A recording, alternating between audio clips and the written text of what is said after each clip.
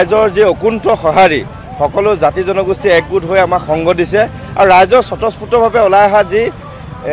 উপস্থিতি তাৰ পৰা আমি প্ৰমাণ কৰিছোঁ যে 2 তাৰিখৰ দিনা কংগ্ৰেছৰ সপক্ষত আটাইকেইজন প্ৰাৰ্থীকে ভোট দি জনতাই গণতন্ত্ৰ যিটো আচল সংজ্ঞা সেই সংজ্ঞা পুনৰবাৰ ভাৰতত প্ৰতিষ্ঠা কৰিব বুলি আমি যে ৰাইজে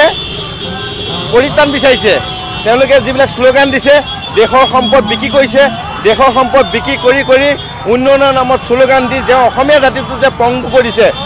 আঁচনিৰ নামত যে তেওঁলোকে অসমীয়া জাতিটো যে পলিটিকেলি পেৰালাইচিছ কৰিছে এইটো মানুহ জ্ঞাত হৈছে আৰু মানুহে তাৰ পৰিপ্ৰেক্ষিতত সকলো ৰাইজ ওলাই আহিছে কঁকালত টঙালি বান্ধিছে মাৰ বান্ধি থিয় হৈছে সকলো জাতি জনগোষ্ঠী ওলাই এটা সিদ্ধান্ত দিব খুজিছে 2 তাৰিখৰ দিনা হ'বলগীয়া যি পঞ্চায়ত নিৰ্বাচন কংগ্ৰেছৰ সপক্ষে ভোট প্ৰদান কৰি সুস্থ গণতন্ত্ৰ নিদৰ্শন ৰাজগড় পঞ্চায়তৰ পৰা দাঙি ল'ব বুলি আমি বিশ্বাস কৰিছোঁ।